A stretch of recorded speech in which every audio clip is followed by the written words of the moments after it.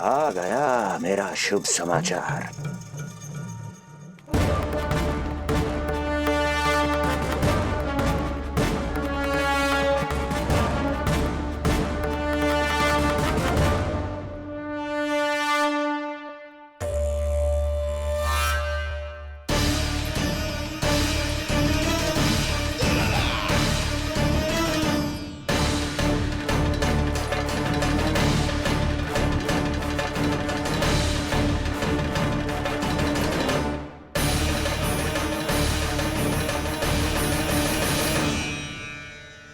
शुभ समाचार की प्रतीक्षा कर रहे थे आप, पर आया कौन?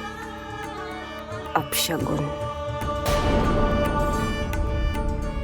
देवकी, वसुदेव, तुम दोनों यहाँ कैसे? मथुरा नरेश, हम दोनों आपके पास एक विनती लेकर आए।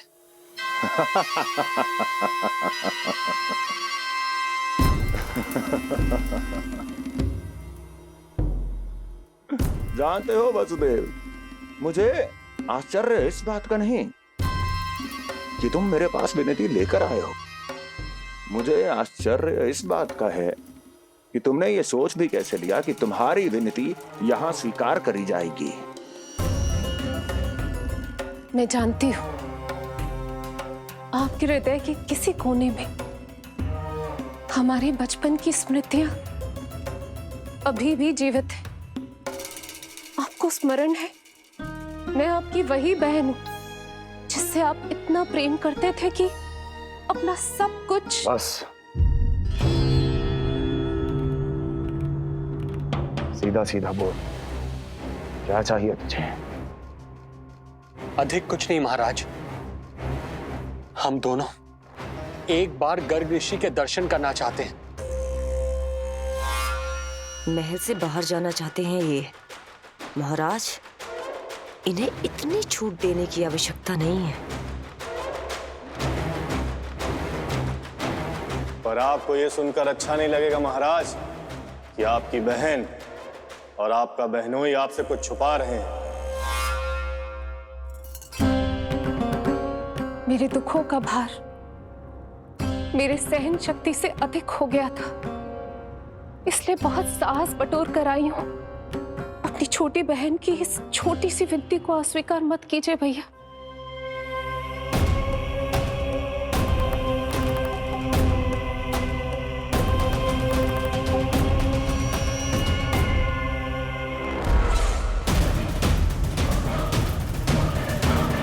छी छी छी छी,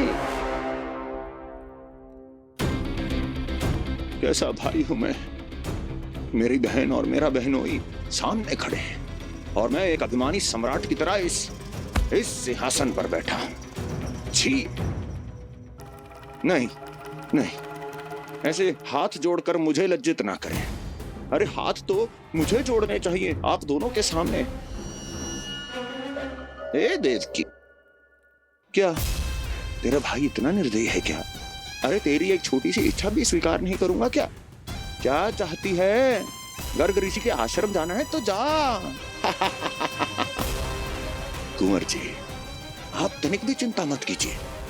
कंस अपने परिवार की इच्छा पूरी नहीं करेगा तो किसकी करेगा? आप बस यात्रा की तैयारी कीजिए, आपकी यात्रा का प्रबंध शीघ्र ही हो जाएगा। धन्यवाद मथुरा नरेश। बहुत बहुत धन्यवाद भैया। ठहरिए।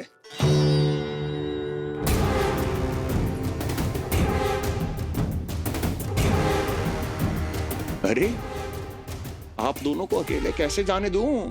चिंता रहती है मुझे। दसों दिशाओं में शत्रु हैं मेरे, कहीं कुछ अनहोनी घटित हो गई तो?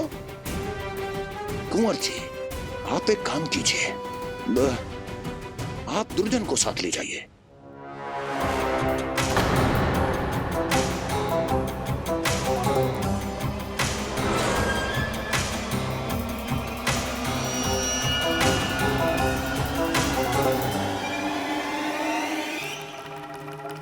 जो आ गया महाराज।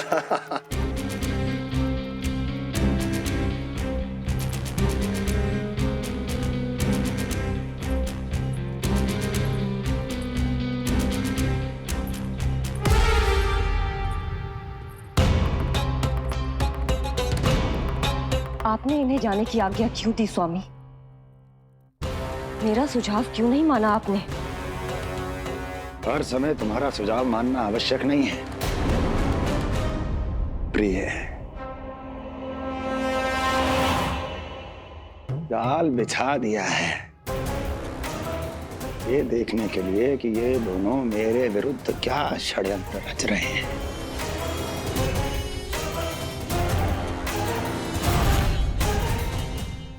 पूतना और सूक्ष्म बुद्धि की तरह मैं तेरे जाल में नहीं फंसूंगा विष्णु अवतार। उन्होंने तेरे सामने आने की भूल की थी, पर मैं तुझे दिखाई नहीं दूंगा। अदृश्य रूप में ही तेरा वध करूंगा।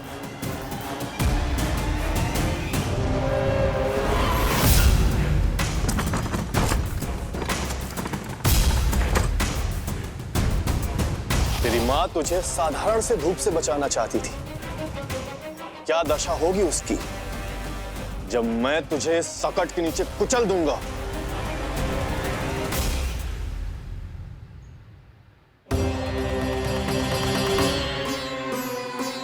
जाने ये पूजा कब समाप्त होगी? कहीं उठ तो ना गए होगा मेरा लल्ला। मुझे उसे देखना है। पर जो पंडित जी है कि अब देख कैसे इस शकट के भार के नीचे दब जाता है तेरा कोमल तन। यशोदा, पूजा समाप्त होने वाली, आरती को समय हो रहा है। लल्ला सुरक्षित है, चिंता ना करो। कितना नन्हा सा है तू, फिर भी तूने महाराज कंस की रातों की नींद, सुख चैन सब छीन लिया। अब मैं तुझसे तेरे प्राण छीनूंगा। तैयार हो जा।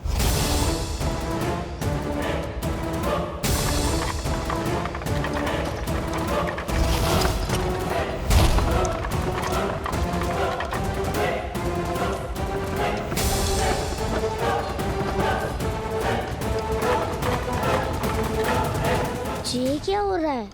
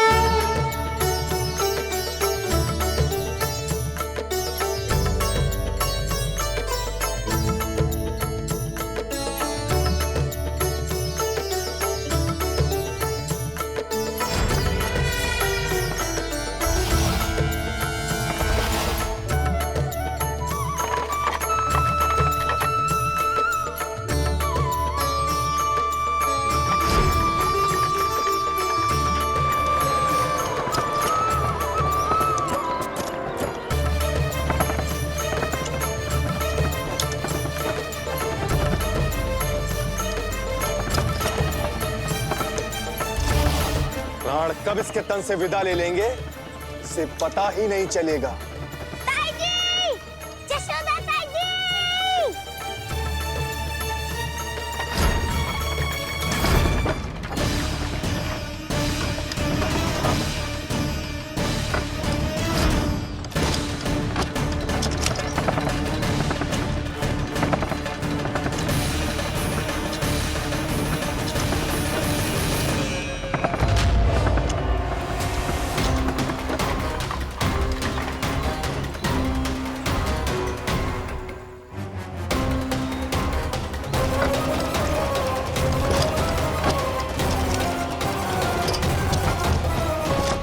निद्रा देवी, समय हो गया है।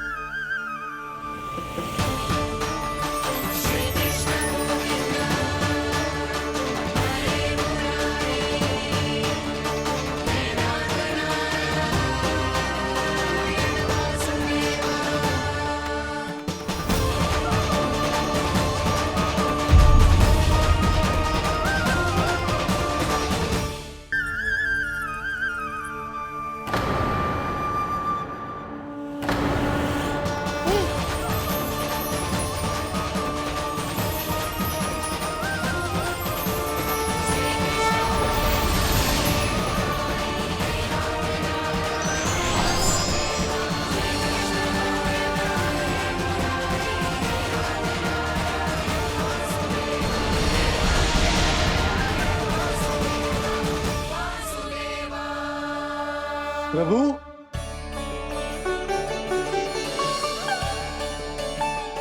प्रभु, मैंने आपके अवतार को हानि पहुंचाने का प्रयास किया, फिर भी आपने मुझे दर्शन दिया। देने ही पड़े। तुम्हें मेरे चरणों का स्पर्श जो मिल गया, तुम्हें आश्चर्य हो रहा होगा। एक साधारण से स्पर्श से तुम्हें वो मिला जो बड़े से बड़े ऋषियों को भी कठिन से कठिन तपस्या के बाद भी नहीं मिलता। इसका उत्तर तुम्हारे अतीत में छुपा है। दैत्य हिरण्याक्ष के पुत्र के रूप में तुम्हारा जन्म हुआ था। शीघ्र ही तुम बहुत अधिक विशाल और असीम बलशाली हो गए थे, पर तुम अपनी शक्ति का प्रयोग अनुचित ढंग से करते थे। एक दिन तुमने महर्षि लोमस के आश्रम में बहुत ही उत्पात मचाया, हरे भरे वृक्षों को नष्ट कर दिया।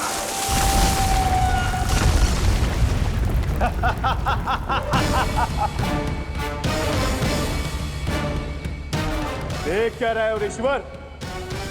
ये विशाल वृक्ष भी मेरे इस विराट तन के आगे कुछ भी नहीं है। जिसे स्वयं अर्जित तक नहीं किया, उस तन पर इतना अभिमान। तो सुन ले, जिनसे तेरा तन बना है, उन्हीं पंच तत्वों में इसी क्षण ये विलीन हो जाएगा। ये मेरा श्राप है तुझे, मेरा श्राप है तुझे।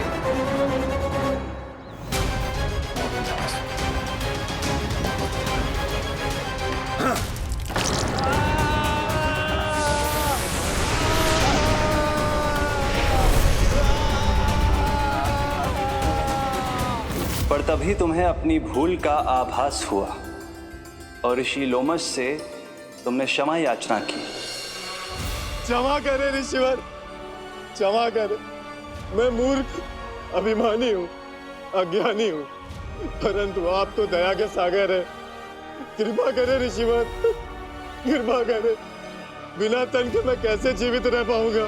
तुम जीवित भी रहोगे और अपने दैनिक कार्यों का संचालन भी कर पाओगे, किंतु सजीव प्राणियों या निर्जीव वस्तुओं की सहायता से ऐसा जीवन तो मृत्यु के समान है ऋषिवर। इससे अच्छा है आप मुझे जीवन से मुक्ति दे दो। मुक्ति भी अवश्य मिलेगी तुम्हें, पर जब तुम परम प्रभु श्री हरि नारायण के चरणों का स्पर्श करोगे, चरणों का स्पर्श करोगे। और यही नहीं शक्तासुर, कल जब तुम मुझे खोज नहीं पा रहे थे, तब भी तुमने हार नहीं मानी। 7 प्रहर तक 7 बार मेरी और मेरे गोकुल की परिक्रमा की। इस क्रम में तुमने अनजाने में ही अपना पश्चाताप पूरा किया और पुण्य अर्जित कर लिया। इसलिए मैं तुम्हें मोक्ष प्रदान करता हूं। इसलिए मैं तुम्हें मोक्ष प्रदान करता हूं।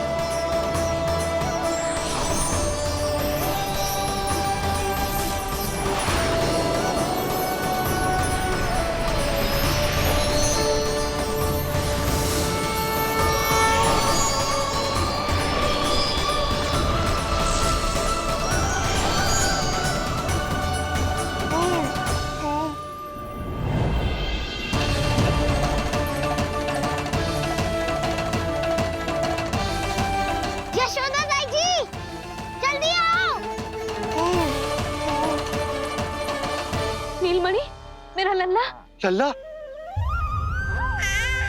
तुझे कुछ हुआ तो ना है ना? तुम ठीक तो है ना? मेरा नीलमणि, मेरा प्यारा बच्चा।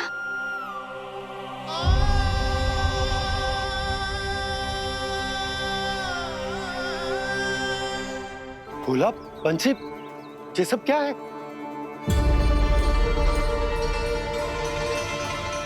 उज्जवल, ये किसने करो है? और देख, कहानी मत सुनाइयो। उज्जवल पुत्र, कैसे हुआ ये सब? किसने किया? और किसने? महाबली नीलमणि ने बड़ी ताई जी।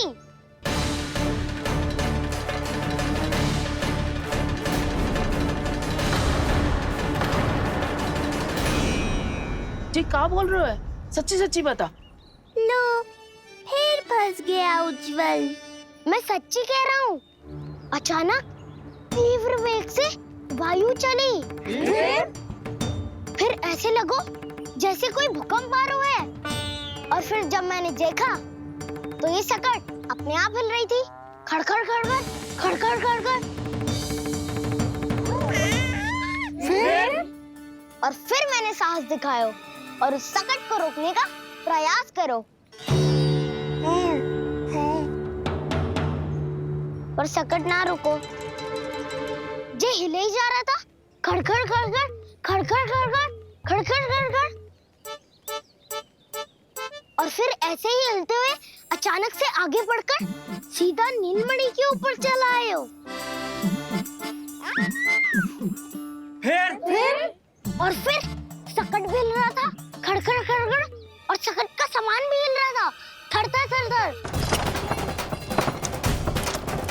ऐसा लगो जैसे सकट नीलमणि को कुचलने को।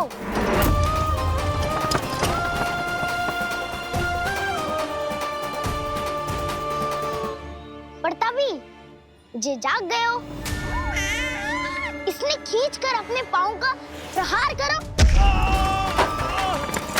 और चीख गया सकट आकाश पे।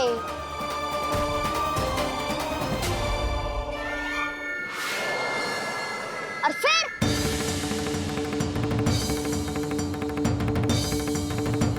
धड़ाम, सब भूमि पे गिरकर चकनाचूर।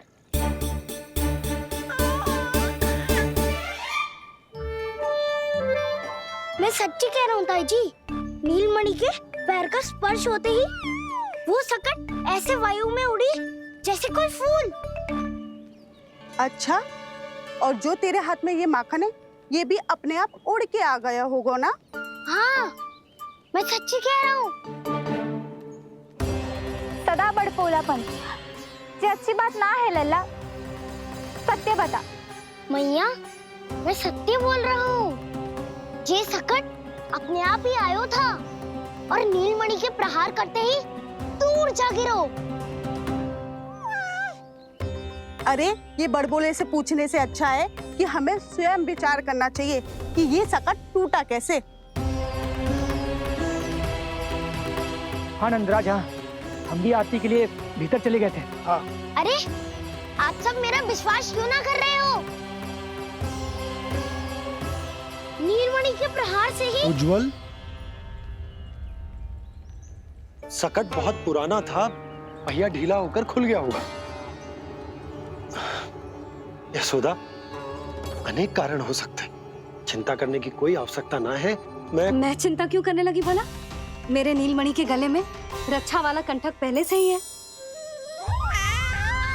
और हम ये सब पूजा पाठ इतने विधि विधान से इसी के लिए तो कर रहे हैं, है ना पंडित जी? हाँ रानी जी। तो बस फिर मेरे लल्ला को कछु क्यों होने लगो? और आप सब स्वयं ही देख लो ना, जे इतना बड़ा सकट टूट के बिखर गया है, किंतु मेरे लल्ला को एक खरोच भी ना आई। इसका अर्थ तो यही है ना कि हम जो भी कर रहे हैं सही कर रहे हैं।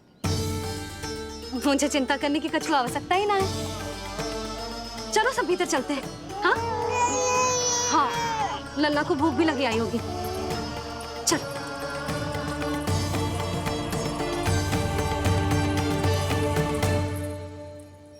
नंदराज जी, अब हमें भी आज्ञा दीजिए। प्रणाम पंडित जी। ध्यान कहाँ था तुम दोनों का? और अधिक सावधान रहने की आवश्यकता थी ना? क्षमा कीजिए नंदराज।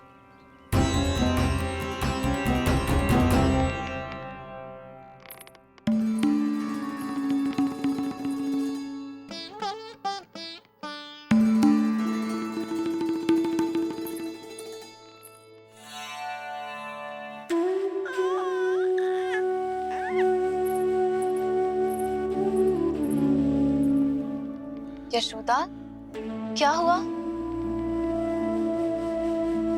बोलो ना, क्या सोच रही हो? मुझे बहुत चिंता हो रही है जीजी। मेरे लल्ला के साथ कुछ ना कुछ दुर्घटना होती रहती है।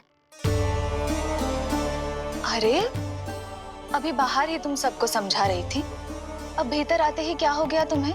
बाहर समझाने वाली मैं ना थी जीजी, वो तो गोकुल की रानी जसोदा थी, किंतु भीतर से मैं अपने नीलमणि की मैया हूँ, बस।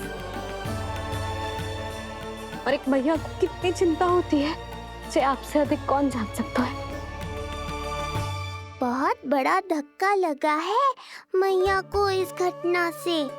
अब तो ये मेरी रक्षा के लिए और भी अधिक चिंतित हो जाएंगी। यंत्र का कंठक, पूजा पाठ, इतने सारे प्रहरी, सुरक्षा के प्रबंध, यदि इतने सबके बाद भी मैं अपने लल्ला की रक्षा न कर पाई तो मुझसे अधिक अभागी कौन हो सकती है।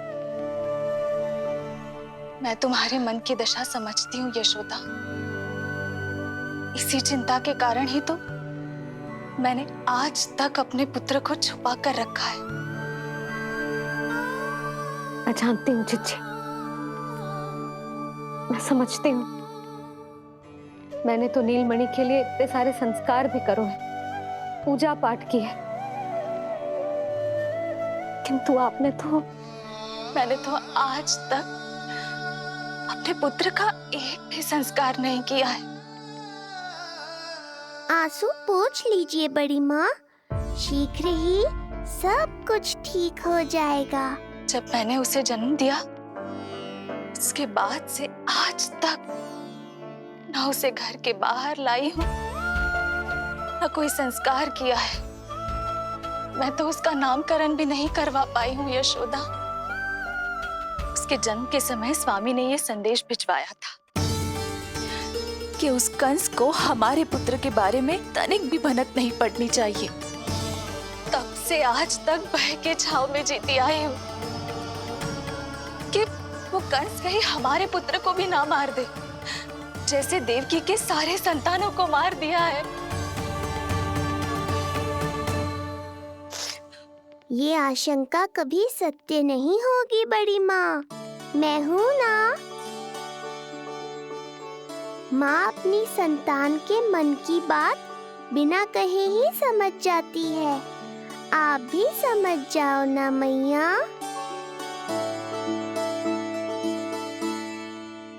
चिच्ची, हमें रोना ना चाहिए।